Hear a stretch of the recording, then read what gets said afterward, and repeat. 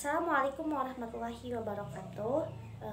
Perkenalkan, nama saya Indah Tamimunamah dari Program Studi Pendidikan Guru dan Sekolah Dasar Universitas Muhammadiyah Tasikmalaya.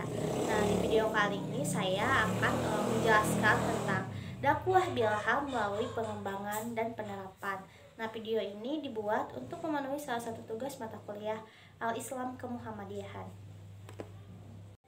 Nah, dakwah boleh dipahami sebagai usaha mengajak orang lain mendekati Allah Subhanahu wa Ta'ala, menyeru mereka ke arah kebenaran dan seterusnya, dapat mengikut apa yang digariskan dalam ajaran Islam.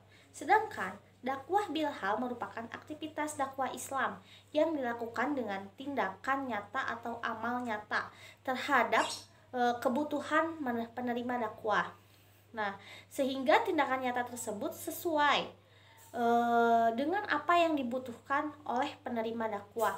Misalnya, dakwah membangun rumah sakit untuk keperluan masyarakat sekitar dan masyarakat sekitar yang membutuhkan rumah sakit. Nah, tema utama dakwah ke lapisan bawah adalah dakwah bil al-hal, yaitu dakwah yang diletakkan kepada perubahan dan perhatian kondisi material lapisan masyarakat miskin. Dengan perbaikan kondisi material itu diharapkan dapat mencegah kecenderungan ke arah kekufuran karena desakan ekonomi. Nah, setiap muslim adalah dai. Kita adalah dai sebelum menjadi apapun. Dari kalimat tersebut dapat kita simpulkan bahwa pada dasarnya kita adalah seseorang sebelum kita menjabat suatu profesi apapun. Perkataan Hasan al-Banna tersebut dapat menjadi cerminan bahwa pada hakikatnya seseorang muslim adalah pendakwah. Ketika seorang menuntut ilmu dan memiliki pengetahuan, saat itu pula ia memiliki kewajiban untuk menyebarluaskan ilmu yang dimilikinya tersebut. Ketika seseorang sadar bahwa ia telah memiliki bekal untuk mengamalkan sunnah, saat itu pula ia berkewajiban menyeru kepada orang lain, kepada orang Islam. Banyak hal dapat kita lakukan untuk mengaktualisasi amanah dalam kita menjadi seorang dai. Salah satunya adalah menjadi seorang murabi. Nah, yang selanjutnya adalah bekerja adalah dakwah. Di dalam dunia pekerjaan, seorang muslim adalah bertanggung jawab untuk berdakwah. Tidak kiralah apa kategori pekerjaan itu, sama ada bekerja di dalam pejabat atau yang berhawa dingin, di tapak pembinaan ladang sawah sekalipun. Nah, tanggung jawab dai itu terletak di bahu kita. Nah, kita perlu dakwah di tempat kerja. Ia selaras dengan firman Allah Subhanahu wa Ta'ala dalam surat Al-Imran ayat 110 yang artinya, kamu adalah umat yang terbaik yang dilahirkan oleh yang dilahirkan untuk manusia, menyuruh kepada yang ma'ruf dan mencegah kepada yang munkar, dan dari berfirman dan beriman kepada Allah. Nah, usaha dakwah di tempat kerja ini janganlah disalahartikan dengan pengertian yang sempit. Dakwah bukan bermaksud untuk mengajak manusia melupakan tanggung jawab bekerja dan melaksanakan amal ibadah yang spesifik semata-mata. Bekerja itu sendiri merupakan suatu amal ibadah yang jika hanya diniatkan karena Allah Subhanahu wa Ta'ala dan dilaksanakan dengan penuh amanah, nah, fokus dan ikhlas. Usaha dakwah juga ditafsirkan sebagai hendak tunjuk alim dan hendak untuk tunjuk pandai. Jika begitu, semua orang akan takut untuk berdakwah, karena seorang dai yang memberi dakwah tidak mau dipandang sebagai penyibuk, manakala yang menerima dakwah pula berasa tidak selaras dan menganggap konteks dakwah itu sebagai sesuatu yang tidak bermanfaat.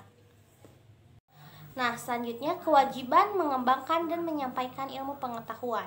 Menyampaikan ilmu sangatlah penting untuk kemajuan agama, bangsa, dan negara, baik dalam segi moral maupun material. Dan ilmulah yang memperbaiki semuanya. Menyampaikan ilmu bermanfaat untuk kehidupan, kebahagiaan dunia dan akhirat. Orang mendengarkan dan menyampaikan ilmu bagaikan tanah yang terkena air hujan. Mereka adalah orang alim yang mengamalkan ilmunya dan mengajar, seperti yang diterangkan dalam Al-Quran, yang artinya Dan hendaklah ada di antara kalian segolongan umat muslim yang menyuruh kepada kebaikan, menyuruh kepada yang ma'ruf, dan mencegah dia yang mungkar. Merekalah orang-orang yang beruntung. Quran Surat Al-Imran ayat 104. Nah, menuntut ilmu adalah suatu usaha yang dilakukan oleh seorang muslim untuk merubah tingkah laku dan perilaku ke arah yang lebih baik. Karena pada dasarnya, ilmu menunjukkan jalan menuju kebenaran dan meninggalkan kebodohan. Menuntut ilmu merupakan ibadah. Sebagian sabda Nabi Muhammad SAW yang artinya, menuntut ilmu diwajibkan atas seorang Islam laki-laki dan perempuan. Dengan demikian, perintah menuntut ilmu tidak dapat dibedakan antara laki-laki dan perempuan. Hal yang paling diharapkan dari menuntut ilmu ialah terjadinya perubahan pada diri individu ke arah yang lebih baik, yaitu perubahan tingkah laku, sikap, dan perubahan aspek lain yang dimiliki pada setiap individu. Nah, adapun beberapa dasar hukum menurut ilmu antara lain adalah sebagai berikut. Yang pertama ada hadis Rasulullah SAW yang berbunyi, menuntut ilmu itu hukumnya wajib bagi setiap muslim. Waktunya adalah dari bualan ibu atau bayi sampai masuk liang kubur. Yang kedua, Al-Quran Surat Al-Asri yang berbunyi sebagai berikut, artinya, demi masa, sesungguhnya manusia itu benar-benar dalam kerugian, kecuali orang yang beriman dan mengerjakan amal soleh dan menasihati supaya mentaati kebenaran dan menasihati supaya menetapi kesabaran. Ingatlah, Allah Subhanahu wa Ta'ala telah bersumpah dalam surat ini dengan masa waktu di dalamnya terjadi peristiwa yang baik dan buruk, bersumpah bahwa setiap manusia di dunia ini baik itu orang Islam atau luar Islam pasti akan mengalami kerugian kecuali memiliki empat hal, yaitu iman, amal soleh, saling menasihati supaya menaati kebenaran, saling menasihati supaya menetapi kesabaran. Nah, selanjutnya ada hadis-hadis tentang kewajiban menuntut ilmu.